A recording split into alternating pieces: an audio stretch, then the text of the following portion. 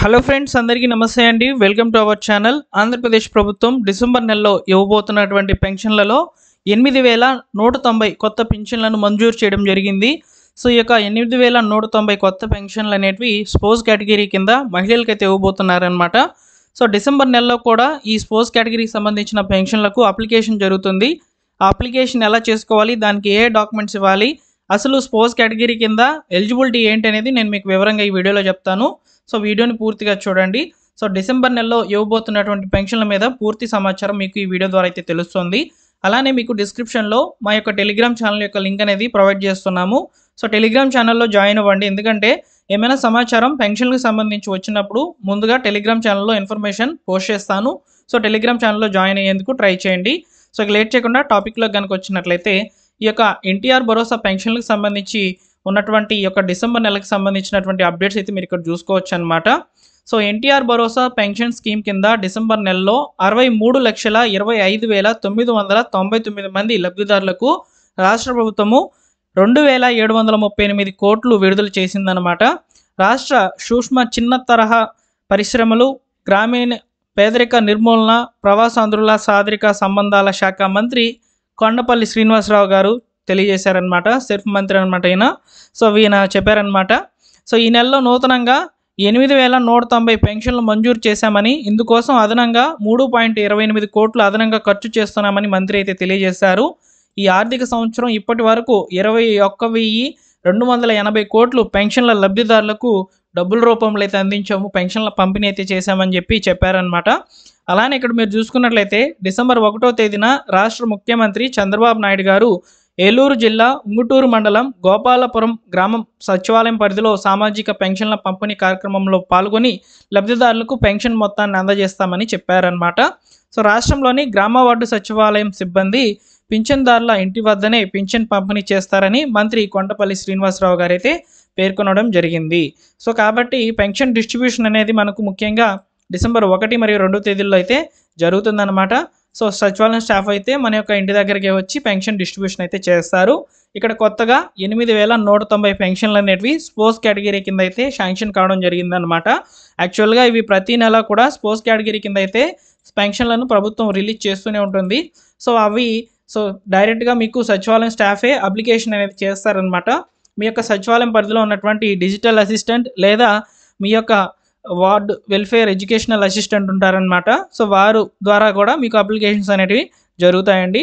So అయితే ఇక్కడ ముఖ్యంగా ఈ స్పోర్ట్స్ కేటగిరీకి సంబంధించిన ఎలిజిబిలిటీ కనుక ఒకసారి చూసుకున్నట్లయితే ఈ స్పోర్ట్స్ కేటగిరీకి సంబంధించి మీకు పెన్షన్ రావాలి అనుకుంటే మీకు ఖచ్చితంగా కొన్ని అర్హతలను అయితే ప్రభుత్వం అయితే ఇచ్చిందనమాట. అందులో మీరు పరిశీలించినట్లయితే ముఖ్యంగా ఇక్కడ స్పోర్ట్స్ అనే వాళ్ళు ఎవరవుతారంటే భర్త మరణించినటువంటి స్త్రీలను అయితే స్పోర్ట్స్ కేటగిరీలోకి అయితే కన్సిడర్ చేస్తారనమాట.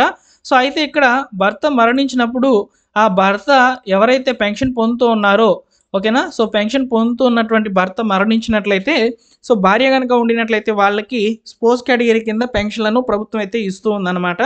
సో ఇప్పుడు ఎగ్జాంపుల్కి ఇక్కడ పెన్షన్ తీసుకుంటున్నటువంటి పెద్ద ఆయన సో ఇప్పుడు చనిపోయారనుకోండి, ఏదైనా ప్రమాదవశాత్తు అకస్మాత్తుగా చనిపోయారనుకోండి, ఆయన పెన్షన్ పొందుతున్నారు కదా, ఆ పెన్షన్ మొత్తాన్ని ఆ కుటుంబ అవసరాలకు ఉపయోగపడే విధంగా ప్రభుత్వము ఈ స్పోర్ట్స్ కేటగిరీ కింద ఆయనకు భార్య కనుక ఉండినట్లయితే సో వారికి పెన్షన్ అనేది ఇస్తుంది స్పోర్ట్స్ కేటగిరీ కింద. సో దానికి సంబంధించిన ఎలిజిబిలిటీ క్రైటీరియా, అప్లికేషన్ డీటెయిల్స్ అన్నీ కూడా ఇక్కడ మీరు స్క్రీన్ మీద అయితే చూస్తున్నారు. ఈ లింక్ నేను మీకు డిస్క్రిప్షన్లో అయితే ఇస్తాను. తప్పకుండా మీరు ఈ వీడియోని లైక్ చేసి ఈ లింక్ అనేది ఓపెన్ చేసి తెలుసుకోండి స్పోర్ట్స్ కేటగిరీ కింద పెన్షన్లను ఎలా ఇస్తారు ఏంటి అనేది. చూడండి, అప్లికేషన్ ప్రాసెస్ కూడా ఇచ్చాను మీకు. సో క్లియర్గా చెప్పాను, సచివాలయంకి వెళ్ళాలి, అక్కడ ఒక అప్లికేషన్ ఉంటుంది, అప్లికేషన్ ఫామ్ ఫిల్ చేయాలి, వాటితో పాటు కొన్ని డాక్యుమెంట్స్ అనేవి యాడ్ చేయాలి. తర్వాత అప్లికేషన్ అనేది సచివాలయంలో సబ్మిట్ చేసేసి కేవైసీ వేసేసిన తర్వాత మన యొక్క అప్లికేషన్ ఎంపీడీ ఆఫీస్కి లేదా మున్సిపల్ కమిషనర్కి అయితే వెళ్తుందన్నమాట. వాళ్ళు మన యొక్క అప్లికేషన్ని చూసి మనం ఎలిజిబుల్ అయితే వాళ్ళు అప్రూవల్ చేసేసి మళ్ళీ తిరిగి మన యొక్క సచివాలయంకి అయితే పంపిస్తారు. మళ్ళీ ఈకేవైసీ అనేది వేయాలి, అప్పుడే మనకు శాంక్షన్ అనేది అవుతుందన్నమాట పెన్షను.